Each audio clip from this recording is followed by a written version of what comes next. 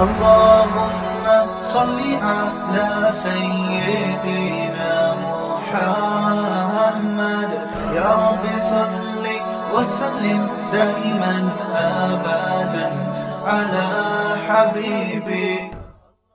الحمد لله نحمده ونستعينه ونستغفره ونؤمن به ونتوكل عليه ونعوذ بالله من شرور أنفسنا ومن سيئات أعمالنا من يهده الله فلا مضل له ومن يضلل فلا هادي له ونشهد أن لا إله إلا الله وحده لا شريك له ونشهد أن محمدا عبده ورسوله أما بعد فأعوذ بالله من الشيطان الرجيم بسم الله الرحمن الرحيم ومن أحسن قولا ممن دعا إلى الله وعمل صالحا وقال إنني من المسلمين. صدق الله العظيم وصدق رسوله النبي الكريم. میرے بزرگ دوستوں، اللہ کا بڑا احسان ہے کہ اللہ نے مجھے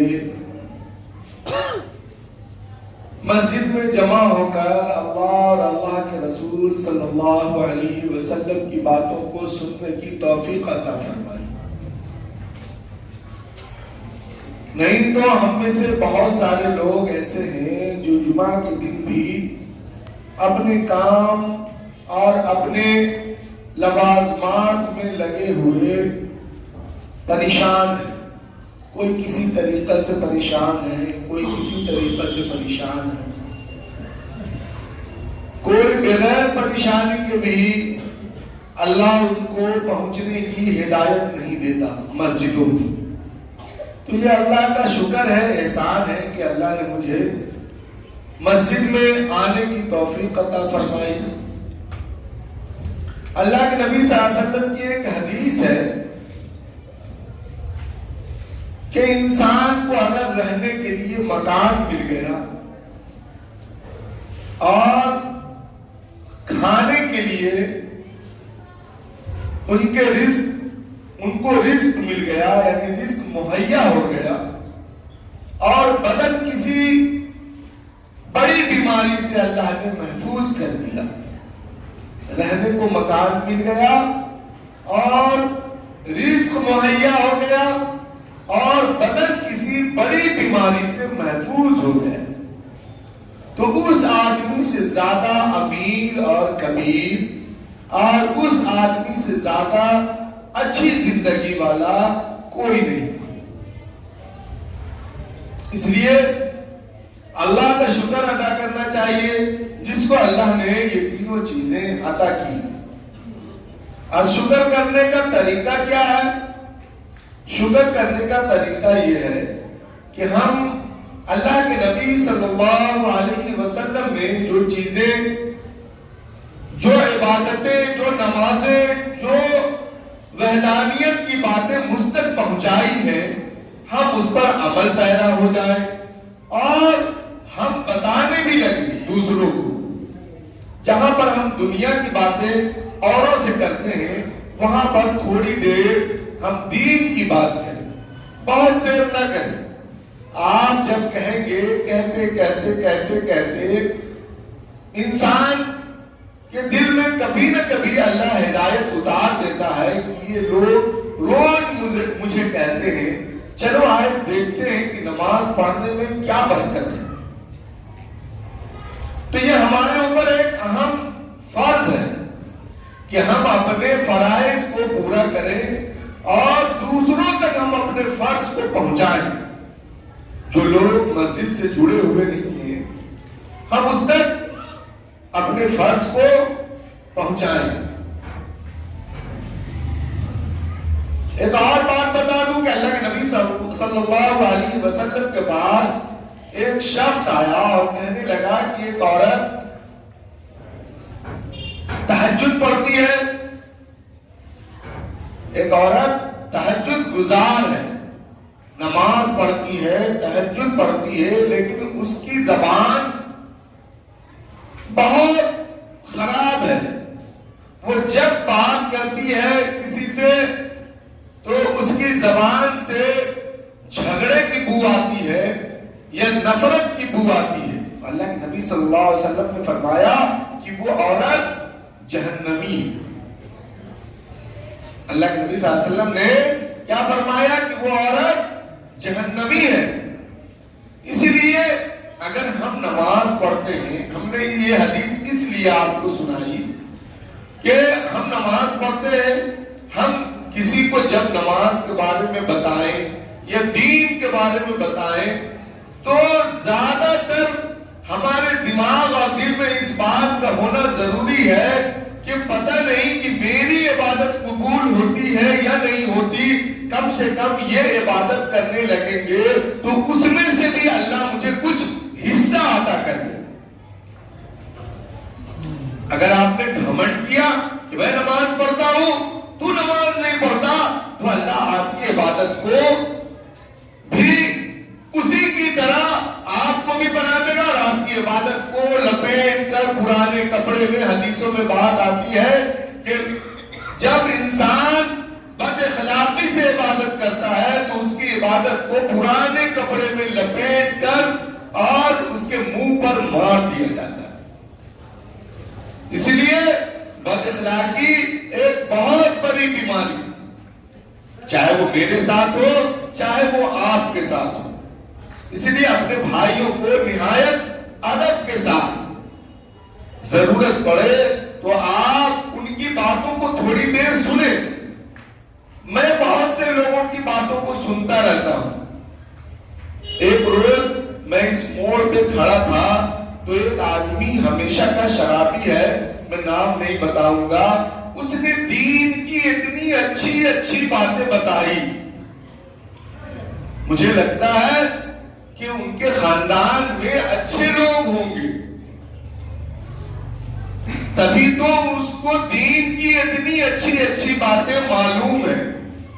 بہت اچھی اچھی باتیں بتائی. میں کھڑا ہو کر سنتا رہا، بہت دیر تک میں نے سنا، لیکن افسوس ہے کہ اللہ نے اسے ہدایت نہیں دی. ہم ان کے لیے ہدایت کی دعا کریں. تو آپ کسی کو نیچا اور کمتر سمجھ کر کوئی دین کی بات کسی کو نہ بتائیں، بلکہ اس نیت سے بتائیں کہ اگر یہ اللہ اور اللہ کے رسول صلی اللہ علیہ وسلم کے لائے ہوئے دین پر عمل پیدا ہو گیا، نماز پڑھنے لگا، روزہ رکھنے لگا، مال ہے تو حج کو چلا گیا اور وحدانیت پر اللہ کو ایک جاننے لگا، اگر اس نے ہم سے اچھی عبادت کرنے کی کوشش کر لی اور کرنے لگا تو اللہ کم سے کم اس کے عبادت کے ذریعہ ہمارے گناہوں کو معاف کر کے ہمیں جنت میں بھیج دے گا. یہ نیت ہونی چاہیے. آج میں نے لوگوں کو بہت سارے طریقوں سے لوگوں کو دین بتانے کا طریقہ اختیار کرتے ہوئے دیکھا اور پتا چلا کہ دین اس کے پاس بھی نہیں رہا. جب ہم غلط طریقہ اختیار کریں گے تو ہمارے دلوں سے بھی اللہ دین کو نکال لے گا. قرآن کی ایک آیت ہے کہ اللہ تعالیٰ فرماتا ہے کہ جب ہم اللہ کو چھوڑیں گے تو اللہ بھی مجھے چھوڑ دے گا. قرآن میں اللہ تعالیٰ فرماتا ہے کہ جب ہم اللہ کو چھوڑیں گے تو اللہ بھی مجھے چھوڑ دے گا، میرے حال پر چھوڑ دے گا کہ اب تجھے جو سمجھ میں آتا ہے وہ کر. جب ہم اللہ کی طرف بڑھیں گے تو اللہ بھی ہمارا خیال رکھیں گے. تو میں یہ بتا رہا تھا کہ آج بہت بڑا مجمع جو ہے وہ مسجد سے دور ہے. ہمارے بچے 2 روزہ پروگرام محلے میں ہوا، بہت ساری باتیں محلے میں آئی ہیں. اس کا مقصد دراصل یہی ہونا چاہیے. میں نے اس جلسے میں بھی کہا تھا کہ آپ کے بچے دین پر آ جائیں. دین پر آ جائیں گے اللہ آپ کے بچوں کا راستہ نکال دے گا. وہ بچے ایسے پھریں گے نہیں. اللہ تعالیٰ ان کو کہیں نہ کہیں اور اچھا ذریعہ سے لگا دے گا. لیکن ہم خود نہیں آتے مسجد. ہم اگر مسجد نہیں جاتے اور اپنے بچوں کو سمجھائیں گے کہ تم مسجد جاؤ تو وہ کہیں گے, وہ آپ کو تو نہیں کہیں گے, دلوں میں کہیں گے کہ والد صاحب تو خود نماز پڑھنے نہیں جاتے, اب مجھے کہتے ہیں کہ تم نماز پڑھنے جاؤ. تو آج بہت بڑا مجمع ایسا ہے جو مسجد سے دور ہے. ہم تقریر کر دیں, بڑی لچھے دار تقریر کر دے, بہت بڑی بڑی حدیثیں آپ کو بتا دے, بہت بڑا بڑا واقعہ آپ کو بتا دے, آپ سن لیں, مسجد سے چلے جائیں, آپ میری تعریف میں لوگوں کو اشعار کہے کہ مولانا نے بڑی اچھی باتیں کہی, یہ وقت جو ہے مولانا ان سے اچھی باتیں کہی, وہ مولانا نے ان سے اچھی باتیں کہی, وہ عالم نے اس سے اچھی باتیں کہی. پھر آپ اپنے راستے کو اور عالم اپنے راستے کو نہیں, یہ عمل نہیں ہے. میرے بزرگوں دوستو, مجھے یا کسی عالم کو یہ تعریف کی ضرورت نہیں ہے, تعریف نہیں کرنی ہے. یہ کرنا ہے کہ ہمارے بچے کیسے دین پر آ جائیں, ہم کیسے دین پر آ جائیں, ہم جو بات مسجدوں سے سنیں وہ کیسے ہمارے دلوں میں اتر جائے, چاہے جن کی بھی بات سنیں.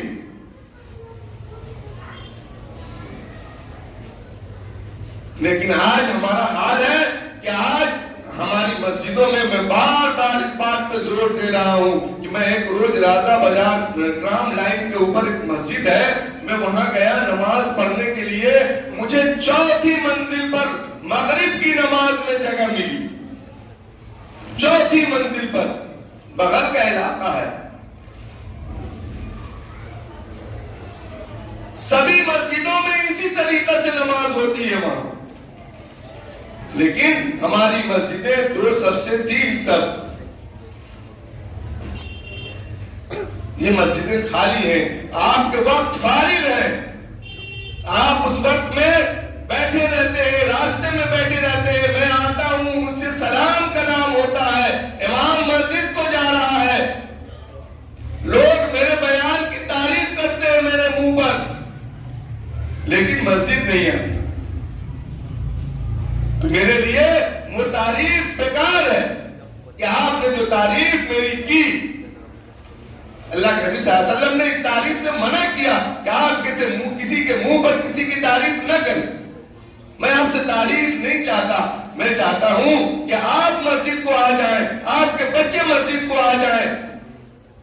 ان الصلاۃ تنہی عن الفحشاء والمنکر, آپ مسجد کی طرف آئیں, آپ نماز پڑھنے والے بن جائیں. بے شک اللہ آپ کے سارے برائیوں کو دھو دے گا, آپ کو پاک کر دے گا. قرآن کہتا ہے ان الصلاۃ تنہی عن الفحشاء والمنکر, نماز ایک ایسی عبادت ہے جو آپ کو پاک اور صاف کر دیتا ہے اور آپ کا خیال بھی رکھتا ہے.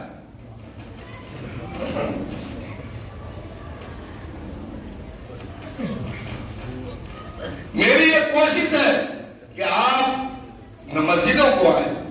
میں اللہ سے دعا کرتا ہوں کہ آپ کے بچے آئیں مسجدوں کو, آپ آئیں مسجدوں کو, آپ نماز پڑھنے والے بنے, آپ اللہ سے لا لگانے والے بنے, آپ کو یقین ہو جائے. آپ کو اصل میں یقین نہیں ہے کہ مجھے نماز پڑھنے سے مجھے کچھ ملے گا. اس بات کا یقین ہمارے دلوں سے شیطان نے نکال دیا. ہمارے دلوں میں شیطان نے اس بات کو بسا دیا ہے کہ مجھے کام کرنے سے مال ملے گا, میں کاروبار کروں گا تو مجھے دولت ملے گی, میں نوکری کروں گا تو مجھے مال ملے گا. اس بات کو شیطان نے میرے دلوں میں بسا دیا.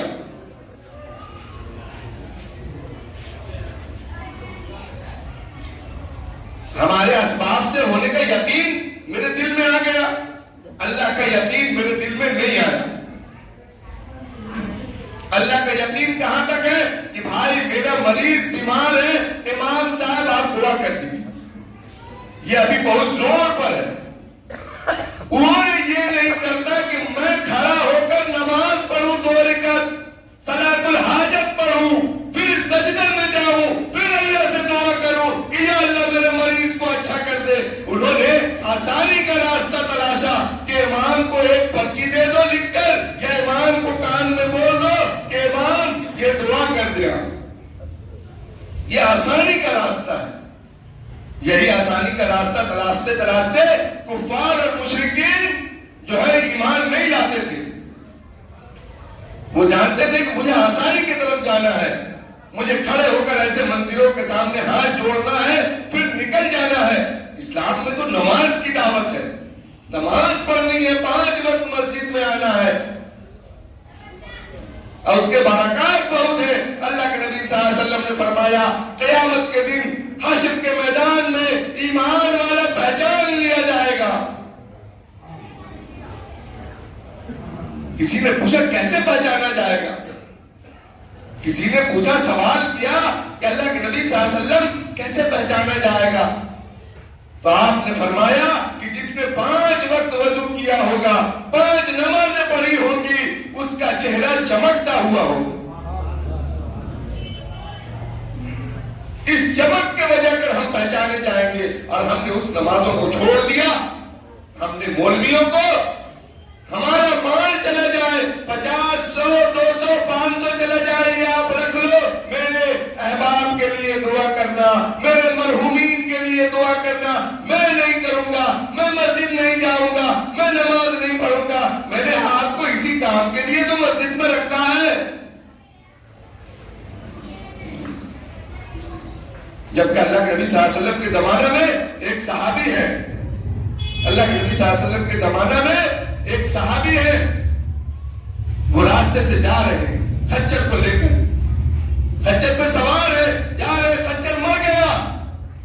انہوں نے کسی مولوی کو تلاش نہیں کیا، وہ خچر سے اترے، مصلی بچھایا، جو کپڑا تھا ان کے پاس وہ بچھایا، اور 2 رکعت نماز پڑھی صلاۃ الحاجت کی، اور اللہ سے دعا کی سجدے میں، وہ خچر زندہ ہو گیا۔ تو یہ ہم نہیں کرتے، یہ عمل ہمارے اندر نہیں ہے۔ ہم کھڑے کھڑے چلتے ہیں، کھڑے کھڑے کہاں سے مل جائے، مجھے کرنا نہ پڑے، اس لیے کہ مجھے یقین ہی نہیں کہ مجھے نماز سے کچھ ملتا ہے۔ میرے دوستو، اس بات کا یقین دل میں پیدا کرے آپ کہ آپ کو نماز سے ہی ملے گا، اللہ ہی آپ کو دے گا، کوئی نہیں دے سکتا، کوئی مولوی مولانا، کوئی تانترک، کوئی کسی کا 1 روپیہ کا بھلا نہیں کر سکتا۔ میں آپ کو ایک آخری بات بتا دوں، اس کے بعد ایک اعلان ہے، انشاءاللہ پھر جو ہے میں اپنی بات ختم کر دوں گا، کہ پوری کائنات جمع ہو جائے، پوری کائنات جمع ہو جائے اور سوچے کہ میں اس شخص کو 1 روپے کا فائدہ پہنچا دوں، 1 روپیہ کا کوئی معنی نہیں رکھتا، میں اس کو 1 روپیہ عطا کر دوں یا اس کو فائدہ پہنچا دوں، وہ نہیں پہنچا سکتا جب تک اللہ نہیں چاہے۔ اور کوئی پوری امت جمع ہو جائے، پورا انسان جمع ہو جائے اور چاہے کہ میں اسے 1 روپے کا نقصان پہنچا دوں تو نہیں پہنچا سکتا۔ اس لیے ہمارے جو حالات ہیں، اس حالات کو میرے بھائی سدھارنے کی ضرورت ہے۔ ہم سدھریں گے تو ہمارے حالات سدھریں گے۔ آپ کی مسجدیں آپ کو پکار رہی ہیں، اس لیے مسجد کو توڑا بھی جا رہا ہے، آپ مسجدوں میں جاتے نہیں۔ جب آپ مسجدوں میں جانے والے بنیں گے تو مسجدیں بنائی جائیں گی، توڑی نہیں جائیں گی۔ حکومتیں کہیں گی کہ اس کو مسجد بنا کر دو، روڈ پہ نماز پڑھتا ہے۔ حکومتیں آپ کو مسجد بنا کر دیں گے، آپ کو بنانا بھی نہیں پڑے گا۔ اس لیے آپ مسجدوں میں آنے والے بنے۔ بہت سارے بچے محلے سے 10، 12 سال، 13 سال، 14 سال کے بچے آتے ہیں، مسافر کرتے ہیں، بہت اچھا لگتا ہے کہ بچے مسجد میں آ رہے ہیں، لیکن آپ آئیں، آپ کے بچے آ رہے ہیں، آپ کو شرم ہونا چاہیے کہ بچے جا رہے ہیں، ہم نہیں جا رہے۔ آپ آئیں مسجدوں میں، نماز پڑھنے والے بنے، اس پہ زور دے. یہ ایسے ہی کوئی بات نہیں ہے جو کسی عالم نے کہہ دیا یا کسی مولوی نے کہہ دیا کہ نماز پڑھنا ہم نے سن لیا. نہیں، اس میں بہت ساری برکتیں ہیں. آپ نے نماز کو پکڑا ہی نہیں. جب آپ پکڑیں گے تو آپ کو ان کی برکتیں سمجھ میں آئیں گی کہ اس سے ہوتا کیا ہے. جو مانگیں گے وہ ملے گا. یہ میرا وعدہ ہے. میں آپ کو منبر میں بیٹھ کر کہہ رہا ہوں کہ آپ اگر اللہ سے نماز پڑھ کر مانگیں گے تو مولوی نے جو دعا کی ہے اس سے زیادہ ملے گا. اللہ تعالیٰ کہنے سننے سے زیادہ عمل کرنے کی توفیق عمل عطا فرمائے. وما علینا الا البلاغ. اللهم صل على سيدنا محمد يا رب صل وسلم دائما أبدا على حبيبي